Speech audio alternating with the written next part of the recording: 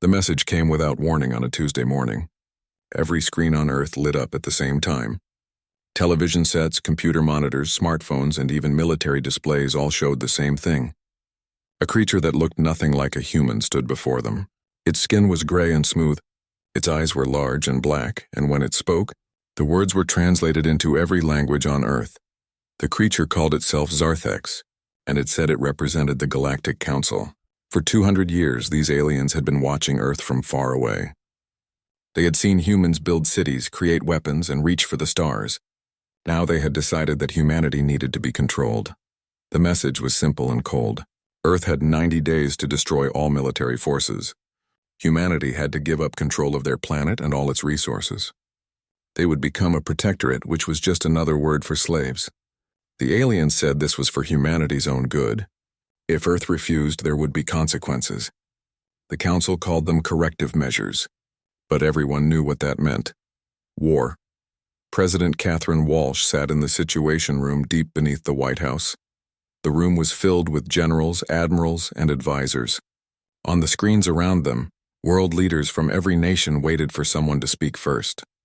The alien message played again and again, its words burning into everyone's mind. General Patrick Hayes slammed his fist on the table. He was an old soldier with gray hair and hard eyes. They talk to us like we're children, like we're animals that need to be tamed. Admiral Lisa Garrett pulled up data on her tablet. She ran the Space Defense Initiative, a program that had been preparing for this moment even though most people thought aliens would never come.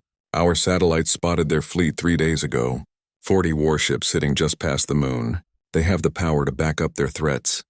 Secretary of Defense Paul Henderson looked tired. He had been reading intelligence reports for days. They've done this before.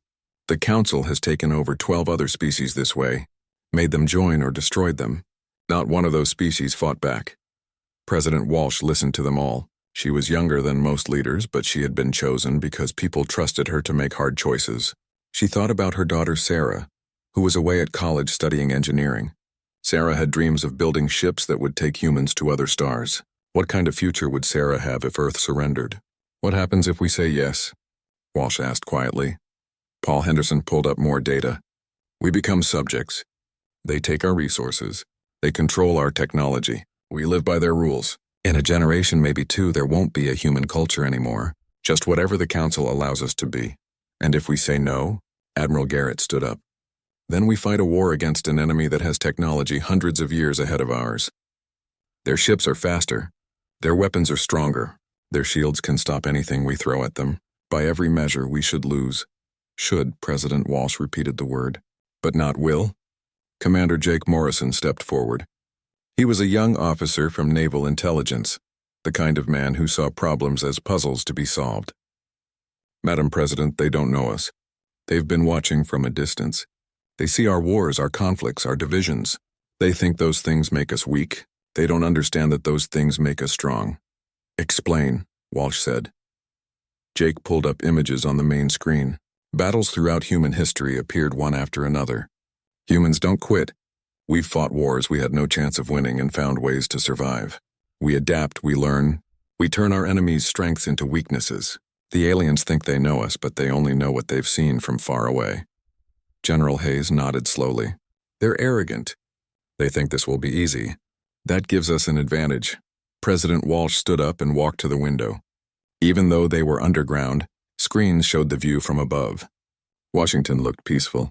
People walked the streets, went to work, lived their lives. They had no idea that everything was about to change. She turned back to the room. Get me a secure line to every world leader. I want to vote in 6 hours. This decision affects all of humanity, so all of humanity gets a say. The next 6 hours moved fast. In Beijing, Moscow, London, Tokyo, New Delhi, and 100 other capitals, leaders gathered their advisors and made their choice. Old enemies talked to each other for the first time in years. Nations that had been at war days before now had to decide together whether to bow to the aliens or stand and fight. The vote was not even close. 193 nations voted the same way. 0 voted to surrender.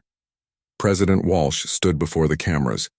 Her speech would be broadcast to every human on Earth and transmitted into space where the aliens would hear it. She had written the words herself, refusing help from speechwriters. This message needed to come from her heart. People of Earth, she began. Today we received an ultimatum from the Galactic Council. They demand our surrender. They demand we give up our freedom, our rights, and our future. They believe we will accept their terms because we are afraid. She paused and looked directly into the camera. They are wrong. Humanity has faced extinction before. We have fought enemies that seemed unbeatable. We have survived ice ages, plagues, wars, and disasters that should have wiped us out. We are still here because we refuse to give up. We refuse to bow. We refuse to accept that might makes right. Her voice grew stronger. To the Galactic Council, humanity sends this reply. We reject your ultimatum. We will not surrender our freedom. We will not become your subjects. If you want Earth, you will have to take it from us. And we promise you this, the cost will be higher than you can imagine. She took a breath. This is not a threat. This is not a bluff. This is a declaration of war. Come to Earth if you dare. Learn what happens when you threaten free people. Learn what humans are capable of when you push us too far. The message ended. There was no taking it back now. In orbit beyond the moon, the alien fleet received the transmission. On the Council command ship, Sarthex watched the human president's speech with something like surprise. In 400 years of Council expansion, no species had ever refused their terms. No primitive race had ever chosen war over peace. Sarthex sent orders to the fleet. Prepare for combat operations. Humanity would learn their lesson the hard way. But as the alien ships moved into attack position, Sarthex felt something it had not felt in a very long time. A small thread of doubt. The human's eyes in that speech had shown no fear, only determination, only rage. Perhaps this would not be as simple as planned. The world changed overnight. Countries that had been enemies for decades suddenly became partners. Resources flowed across borders without the usual arguments about payment or politics. Money meant nothing if there was no world left to spend it in. Every factory, every laboratory, every military base on Earth shifted to a single purpose: survival. Dr. Helen Parker had not slept in 3 days. She stood in a laboratory carved deep into the Rocky Mountains in Colorado.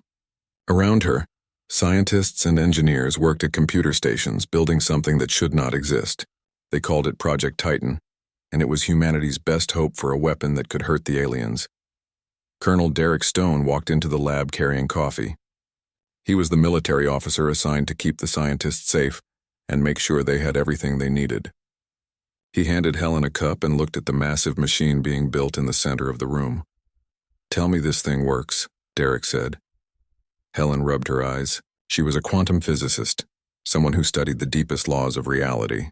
Before the war, her work had been theoretical. Now it was a matter of life and death. It's called a quantum displacement cannon. In simple terms, it fires a projectile that doesn't travel through normal space.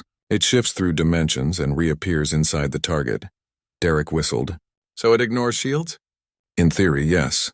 In practice, we have a 30% chance it explodes and destroys everything within 50 miles. I'll take those odds." "What do you need?"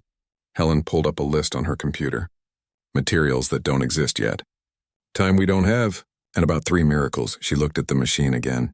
"We're trying to do in 2 months what should take 50 years. "Then we better get started," Derek said. Across the Atlantic Ocean, Commander Richard Blake stood in an orbital shipyard above Earth. Through the windows, he could see 24 spacecraft being torn apart and rebuilt. These ships had been designed for peaceful purposes: science missions, cargo hauling, transport to the Mars colonies. Now they were being turned into warships. Lieutenant Amy Foster climbed out of an access hatch, her face covered in grease. She had been a test pilot before the war, someone who flew experimental aircraft to see if they worked. Now she was helping install weapons that had never been tested in combat. "The railguns are mounted on the Roosevelt and the Churchill," Amy reported. "But there's a problem. The power systems can't handle sustained fire. We get maybe 3 shots before we need to recharge." Richard looked at the numbers on his tablet. 3 shots per ship, against 40 alien warships. The math was not good. Make every shot perfect then. "What else?" "The nuclear missiles are loaded. The point defense systems are online. The armor plating is reinforced." Amy paused. "Sir, these ships weren't built for war. They're going to fall apart if they take heavy fire." "Then we don't let them get hit," Richard said. He knew it was an impossible order, but impossible was all they had. How many ships will be ready when the aliens attack? 28 if we work around the clock and nothing breaks. Then nobody sleeps until they're done. Back on Earth, Lieutenant Colonel Jason Webb ran training exercises with soldiers who had never been to space before. They called themselves the Space Marine Corps, and their job was simple and terrifying. If Earth's ships got close to alien vessels, these Marines would board them and fight hand-to-hand. Jason stood before 200 men and women in a massive training facility. They wore powered armor that made them stronger and faster. They carried weapons designed to punch through alien hull materials. Most of them were young, barely out of their teens. "Listen up," Jason shouted. "The Galactic Council thinks we're weak. They think we'll surrender without a fight. They don't know about the Spartans at Thermopylae.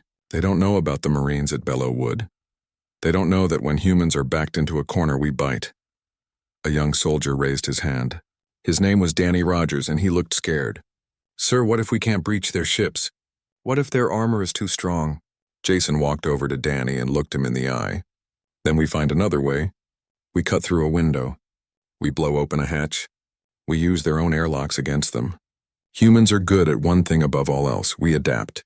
We find solutions to impossible problems." He raised his voice so everyone could hear. "You have 60 days to become the most dangerous fighters the galaxy has ever seen. Let's make those days count." The training was brutal. Soldiers learned to fight in zero gravity, where up and down meant nothing. They practiced breaching techniques on mock-up alien ships built from intelligence data. They ran through scenarios where everything went wrong and learned to keep fighting anyway. In Geneva, Switzerland, world leaders met for the third time in a week. President Walsh sat at a round table with prime ministers, presidents, and chancellors from every nation. They had created something new, something that had never existed before: the United Earth Coalition. One government speaking for all of humanity. Prime Minister James Caldwell of the United Kingdom stood to address the group. "The vote is complete. Every nation has agreed. We reject the Council's terms. We will not surrender. We will fight." President Walsh rose. Her words were being broadcast to every human on the planet. "Today we speak with one voice. To the Galactic Council we say this: we are not your property. We are not your subjects. We are free people, and we will remain free. Consider this our declaration of war." The message was transmitted into space on every frequency humans knew how to use. It would reach the alien fleet in minutes. There would be no negotiation, no second chances, just war. In homes across Earth, families watched the broadcast. Parents held their children. Young people signed up to fight. Old people who remembered other wars prepared to help however they could. Everyone knew that life would never be the same. Maria Lopez watched the broadcast in her apartment in Mexico City. She was a factory worker who made computer chips. The next day, her factory would start making targeting systems for missiles. She would work 18-hour days, but she would do it gladly. In Tokyo, Ken Tanaka was a robotics engineer. He was being transferred to a project building automated defense drones, machines that could fight and die so humans did not have to. In Lagos, Ibrahim Okonkwo taught mathematics at a university. He had been recruited to work on trajectory calculations for the quantum cannons. His equations would determine if the weapons could hit moving targets. All across Earth, billions of people made the same choice. They would fight. They would work. They would sacrifice, because the alternative was slavery, and humans had learned long ago that some things were worth dying for. In his command center, General Patrick Hayes coordinated with military forces around the world. Army, Navy, Air Force, and the new Space Force all worked together. Rivalries and competition were forgotten.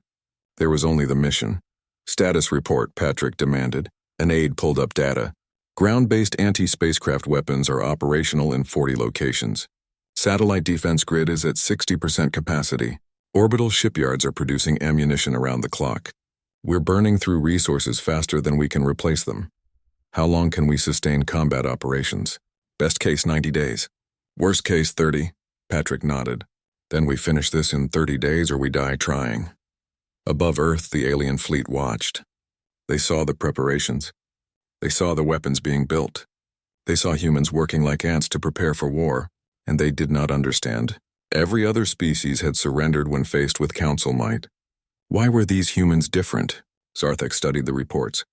The humans were building interesting weapons, but they were still primitive. Their ships were slow. Their armor was weak.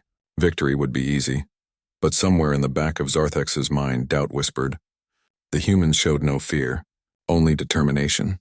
And determined enemies were always dangerous. The clock counted down. Earth had 60 days left before the deadline. 60 days to prepare for a war they were not supposed to win. The aliens came 30 days after Earth's declaration of war.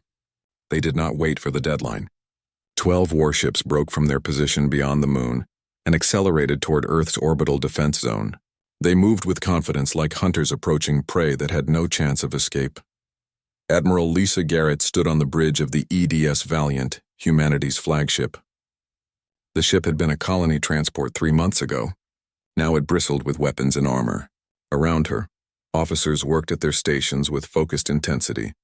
Everyone knew this was the moment everything changed.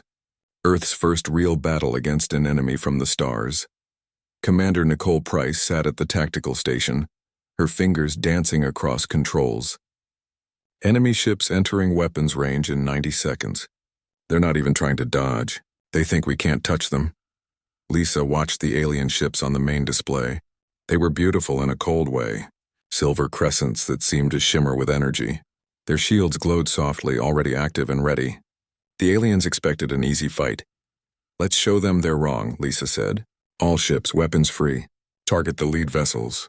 Fire on my mark. In the gunnery deck below, Captain Andrew Sullivan checked the quantum displacement cannon one last time. Dr. Parker's experimental weapon had worked in tests, but tests were not the same as combat. One shot. That's all they had before the weapon needed to recharge. He had to make it count. Quantum cannon charged and ready, Andrew reported. We have target lock. Fire, Lisa commanded. The Valiant shuddered as massive amounts of power flowed through the cannon. A beam of twisted space itself lanced across the void. For 3 seconds, nothing seemed to happen. The alien ship kept moving forward, its shields bright and strong. Then reality caught up. The quantum beam had shifted through dimensions, bypassing the shields entirely. A hole 5 meters wide appeared in the center of the alien ship. Atmosphere vented in a brilliant stream. Internal explosions ripped through the vessel. The ship tumbled end over end before it detonated in a flash that lit up the darkness. The bridge was silent for a heartbeat. Then Nicole spoke, her voice filled with shock and joy. Target destroyed. The weapon works. The alien formation scattered. Their confidence shattered along with their lead ship. These humans were not supposed to be able to do that. All ships engage at will, Lisa ordered. Show them what Earth can do. The Roosevelt and Churchill opened fire with their railguns. Magnetic accelerators launched chunks of metal at a significant fraction of light speed.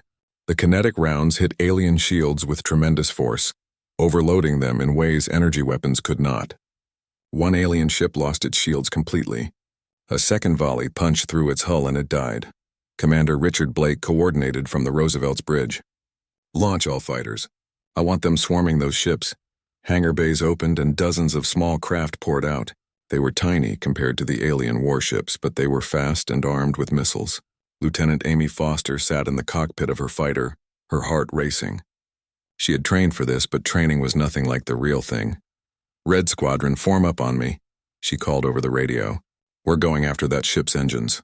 Plasma fire filled space around her. The aliens were shooting at everything, trying to hit the fast-moving fighters. Amy dodged and weaved, her hands steady on the controls. She locked onto the glowing engine array of an alien ship and fired 2 missiles.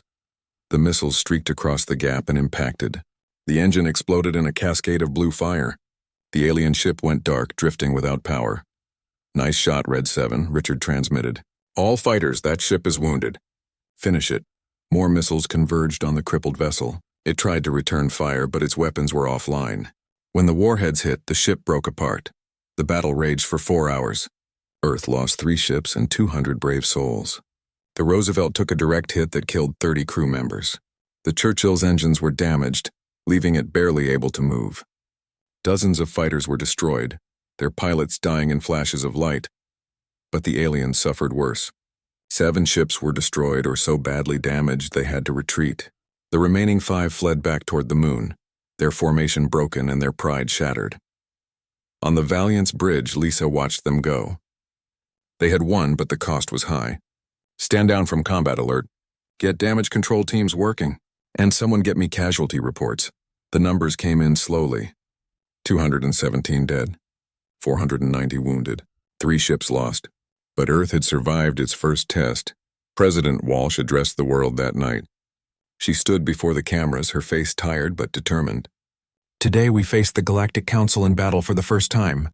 We lost good people, brave men and women who gave their lives defending our world. We will remember them. We will honor them, but we will also continue their fight. She paused, letting her words sink in. The aliens thought we would be easy to defeat. They were wrong. We proved that humans can fight back. We proved that our weapons work and our courage holds. This is only the beginning. The Council will come again and we will be ready. In the wreckage floating in space, recovery teams found something valuable: alien technology that had survived the destruction. Computer cores with intact data, power systems that still functioned, pieces of hull armor that showed how the shields worked. Dr. Helen Parker stood in a laboratory examining an alien power cell. It was small but generated more energy than anything humans had built. If they could understand how it worked, they could build better weapons and stronger shields. "This is incredible," she said to Colonel Derek Stone. "Their technology is amazing, and now we have samples we can study." Derek looked at the alien device. "They made a mistake attacking us. They gave us a chance to learn from them." In homes across Earth, people watched footage of the battle. They saw their ships fighting. They saw aliens dying. They saw that victory was possible. Hope spread like fire. Young people signed up to join the Space Force in record numbers. Factories increased production. Scientists worked longer hours. Everyone wanted to contribute. But in the alien fleet beyond the moon, the mood was different. Zarthek stood before the Council's high command, explaining how they had lost 7 ships to a primitive species. "They have weapons we did not anticipate," Zarthek reported. "Quantum technology that bypasses our shields. Kinetic weapons that overload them. Small craft that swarm like insects. And they fight with a ferocity we have not encountered before." The Council members were not pleased. "You said this would be simple. You said humans would surrender after the first demonstration of force." "I was wrong," Zarthek admitted. "These humans do not think like other species. They do not calculate odds and surrender when the numbers are against them. They fight anyway. They adapt. They learn. Then we will send more ships. Overwhelm them with numbers." Zarthek wanted to argue, but orders were orders. The Council would learn the same lesson Zarthek had learned. Humans were dangerous when cornered. Back on Earth, General Patrick Hayes studied battle reports. The first engagement had gone better than expected, but he knew the aliens would come back stronger. They needed more weapons, more ships, more time. "How long until the next attack?" he asked his staff. "Intelligence estimates 2 weeks. They're gathering reinforcements. Then we have 2 weeks to get ready." Patrick looked at the faces around him. "We won the first battle. Now we have to win the war." In orbit, crews worked to repair damaged ships. Factories rushed to build more fighters. Missile stockpiles were replenished. Scientists analyzed captured alien technology and incorporated what they learned into new designs. Earth had proven it could fight. Now it had to prove it could win. 6 weeks after the first battle, the war had changed. Earth's forces were no longer just defending. They were hunting. The Galactic Council had expected a quick victory, but instead they found themselves fighting an enemy that learned and adapted faster than they thought possible. Captain Nathan Cross commanded the Shadow Runner, a stealth ship built using technology captured from destroyed alien vessels. His mission was to strike deep into Council-controlled space and hurt them where they thought they were safe. It was dangerous work, the kind that got people killed, but it was also the kind of work that won wars. "Approaching target zone," reported Lieutenant Grace Palmer from the navigation station. She was young but steady, the kind of officer who stayed calm when everything went wrong. Council supply convoy detected. 3 cargo ships with 2 destroyer escorts. Nathan studied the tactical display. In a normal fight, 1 ship against 2 destroyers would be suicide. But Shadowrunner was not built for normal fights. It was built for ambush. Take us in close. Silent running. Let's show them that humans know how to hunt. The stealth ship glided through space, invisible to alien sensors. The technology that hid them was a combination of human innovation and alien hardware. Neither side could have built it alone, but together they had created something deadly. When they were within easy range, Nathan gave the order. Fire torpedoes. Quantum torpedoes launched from hidden tubes. They crossed the distance in seconds, appearing inside the alien destroyer's shields. The first destroyer exploded before its crew knew they were under attack.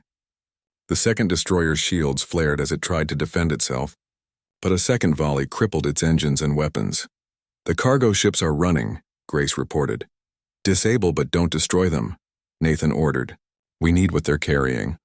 Lieutenant Kyle Freeman led the boarding party. He and his team wore powered armor that made them look like walking tanks. They breached the alien cargo ship through an airlock, cutting through the door with plasma torches. Inside, the alien crew members threw down their weapons. These were not soldiers. They were workers, engineers, supply personnel. They had no interest in dying for the Council. "Cargo secure," Kyle reported. "You're going to want to see what they were carrying." The cargo turned out to be valuable beyond measure. Medical supplies that could save human lives, advanced electronics that could be reverse-engineered, and most importantly, fuel cells that could power Earth's fleet for months. Nathan watched from the Shadow Runner's bridge as his crew transferred everything of value. "We've got 10 minutes before Council reinforcements arrive. Work fast." When they were done, Shadowrunner vanished back into the void. 3 Council ships arrived to find their convoy destroyed and stripped. The aliens were starting to understand that they were not the only hunters in space anymore. Back on Earth, the war had transformed society. Major cities had been evacuated to underground shelters. Factories that once made cars now made missiles. Schools taught children how to survive orbital bombardment. Everyone had a job. Everyone contributed. Sergeant Claire Bennett worked at a recruitment center in what remained of New York City. The line of volunteers stretched around the block. Young and old, they all wanted to fight for their world. "Next," Claire called out. A teenage boy stepped forward. He could not have been more than 18. "I want to join the Space Marines." Claire looked at him carefully. "You understand the mortality rate? 1 in 3 Marines don't come back from boarding actions." The boy met her eyes. "I understand. But this is my planet. I'm not going to hide while others fight for it." She approved his application. They needed every soldier they could get. In orbit above Earth, Admiral Lisa Garrett coordinated the defense from a command center deep beneath the Pacific Ocean. The Council was sending larger fleets now, determined to crush humanity's resistance. But every battle taught Earth new lessons. Council battle group entering the system, Commander Nicole Price reported. 30 ships this time. They're done holding back. "Deploy the drone swarms," Lisa ordered. "Let's see how they handle fighting thousands of targets." Earth had learned to use its industrial capacity as a weapon. They could not build ships as advanced as the aliens, but they could build thousands of simple drones. Each drone carried a powerful warhead and basic guidance systems. They were cheap, fast, and deadly in large numbers. The drones swarmed toward the alien fleet in patterns that looked random, but were carefully calculated. The Council ships opened fire, destroying dozens of drones. But for every one they destroyed, 10 more kept coming. When the drones reached the alien formation, they detonated in a synchronized sequence that overwhelmed even military-grade shields. "Manned ships, advance," Lisa commanded. "Hit them while they're vulnerable." Earth's warships charged forward. The quantum cannons that had been experimental 6 weeks ago were now standard equipment. Railguns fired in coordinated volleys. Nuclear missiles turned space into a field of fire. The battle was brutal. Earth lost 8 ships and over 1,000 crew members. But the Council lost 20 ships. The mathematics of attrition were starting to favor humanity. The aliens had to come to Earth to win. Humanity just had to survive. President Walsh watched the battle reports from the White House Situation Room. The casualties mounted with each engagement, but so did Earth's experience and confidence. "How many ships do we have in reserve?" 32 operational warships, General Patrick Hayes reported. "Another 20 under construction. We're building faster than they can destroy us." "And the Council?" "Intelligence estimates they've lost over 100 ships since the war started. They have thousands more, but they're spread across the galaxy. Every ship they send to Earth is a ship they can't use somewhere else." Walsh nodded slowly. "So we're hurting them, more than they expected." The other Council species are starting to ask questions. If Earth can resist, maybe they can too. That was the real danger to the Council. Not that Earth would win, but that Earth's resistance would inspire others. 400 years of Council dominance was built on the idea that resistance was futile. Earth was proving that idea wrong. In laboratories around the world, Scientists worked on the next generation of weapons. Dr. Helen Parker's team had moved beyond just copying alien technology. They were improving it, finding ways to make it better. We've increased the quantum cannon's power output by 40%, Helen reported to Colonel Derek Stone. And we've reduced the recharge time from 5 minutes to 90 seconds. Derek looked at the new designs. How soon can we get these into production? 2 weeks if we push hard. Push hard. In the void between Earth and the Moon, small teams of humans operated listening posts and observation stations. They tracked alien movements, intercepted communications, and provided early warning of attacks. Lieutenant Sam Parker manned one of these stations alone. It was boring work most of the time, watching sensors and drinking bad coffee. But it was important work. The data he collected saved lives. His sensors picked up something new, a massive energy signature approaching from deep space. This is Station 7 to Fleet Command. I'm detecting something big. Really big.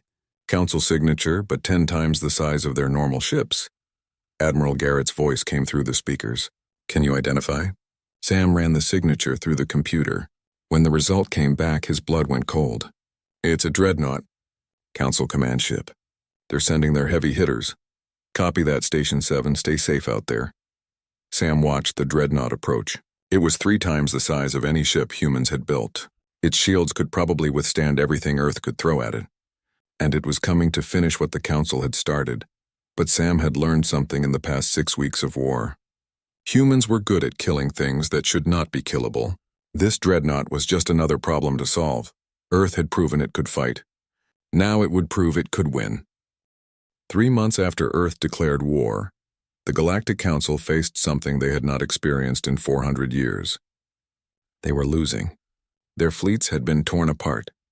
Their supply lines were cut, and the species they had thought would be easy to conquer had become the most dangerous enemy they had ever faced. The Council committed everything to one final assault. 60 warships led by their command dreadnought entered Earth's solar system. The dreadnought was a monster, 3 times larger than any human ship. Its shields could absorb incredible punishment. Its weapons could destroy cities from orbit. It was meant to be overwhelming, unstoppable, final. Admiral Lisa Garrett stood on the bridge of the Valiant, now scarred and patched from months of combat. Around her, the remnants of Earth's fleet prepared for what everyone knew would be the war's last battle. Win here and Earth would survive. Lose and humanity would be enslaved or destroyed. How many ships do we have? Lisa asked. Commander Nicole Price checked her displays. 42 operational warships. Every fighter we can launch. Every weapon we have left. This is everything. Then let's make it count. The 2 fleets met at the edge of Earth's orbital space. The battle began at long range, with both sides trading fire across thousands of kilometers. The dreadnought absorbed hits that would have destroyed smaller ships. Its shields blazed with energy but held strong. In the science station, Dr. Helen Parker worked with equipment she had helped design. I need all quantum cannons to target the same shield section.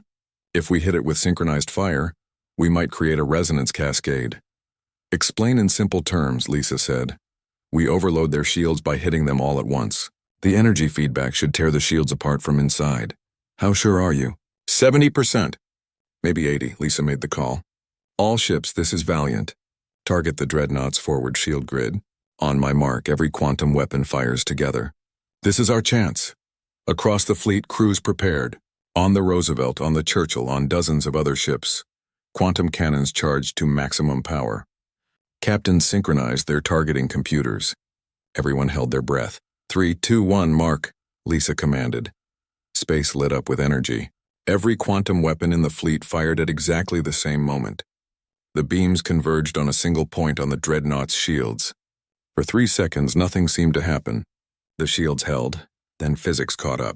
The synchronized quantum pulses created interference patterns that amplified each other. The shields flickered, sparked, and collapsed in a cascade of energy that rippled across the entire dreadnought. For the first time, the massive ship was vulnerable.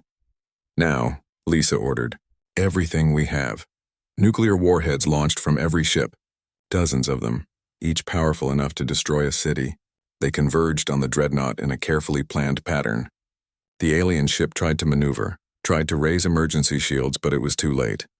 The first warhead breached the hull. The second struck near the reactor core. The third, fourth, and fifth hammered the engineering section. The dreadnought's massive structure could not withstand the assault. The explosion was visible from Earth. A new star briefly flared in the night sky. When it faded, the Council dreadnought was gone. Pieces of it tumbled through space, still burning. The remaining Council ships did not retreat in formation. They fled, captains abandoned their posts. Ships broke ranks and ran for deep space. It was a rout, a complete collapse of discipline and order. On the Valiant's bridge, the crew cheered. They had done the impossible. They had killed a dreadnought. "Stand down from combat alert," Lisa ordered. "And get me a casualty count." The numbers came in slowly. Earth had lost 12 ships in the final battle. Over 2,000 crew members. But the Council fleet was destroyed or scattered. The war was over. President Catherine Walsh received the call on the emergency channel, the same one the Council had used to deliver their ultimatum 3 months ago. The alien voice was different this time. Quieter. Defeated. "This is Counselor Virex. We request immediate cessation of hostilities. We wish to discuss terms of peace." Walsh let the silence stretch. "Let them wait. Let them worry. Terms? You didn't offer us terms. You gave us an ultimatum. We acknowledge our error in judgment. Humanity has proven itself worthy of respect. We formally withdraw all demands and recognize Earth as a sovereign power." "Not good enough," Walsh said coldly. "You started this war. Now you pay for it. You will provide complete technical documentation of your ship's weapons and systems. You will pay reparations for every life lost and every ship destroyed. You will announce to every species in the Council that Earth is not to be threatened. Ever." "Those terms are excessive," Virex protested weakly. "Those are my terms. Take them or we continue the war, and next time we come to your worlds." After a long pause, Virex replied, "We accept." The formal peace treaty was signed aboard a neutral space station 2 weeks later. Representatives from dozens of alien species attended, watching as the Galactic Council admitted defeat. It was the first time in 400 years that the Council had lost a war. President Walsh signed for humanity. As she put pen to paper, she thought about all the people who had died to reach this moment. The soldiers, the pilots, the scientists, the workers. They had paid the price for Earth's freedom. 6 months after the war ended, Captain Nathan Cross stood in Earth's orbital shipyard. The facility had been expanded massively. Where once there had been room for a dozen ships, now there was space for 100. Construction crews worked around the clock building humanity's first true interstellar fleet.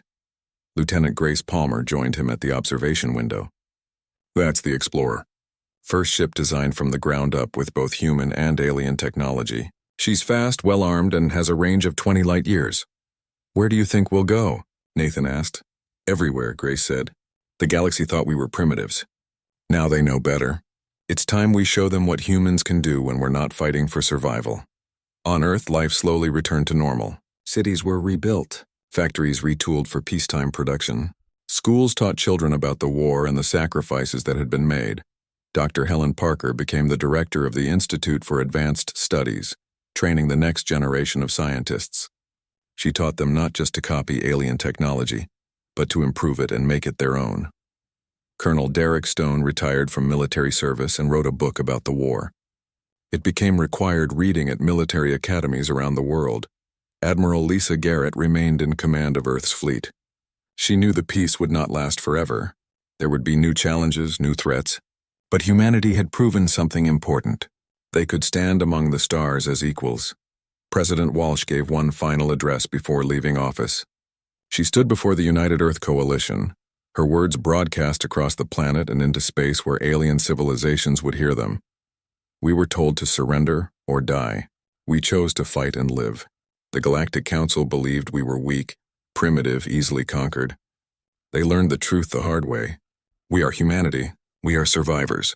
We are warriors. And we are nobody's subjects." She paused, looking at the faces before her. "The war is over, but our journey is just beginning. We now have access to technology that will take us to the stars.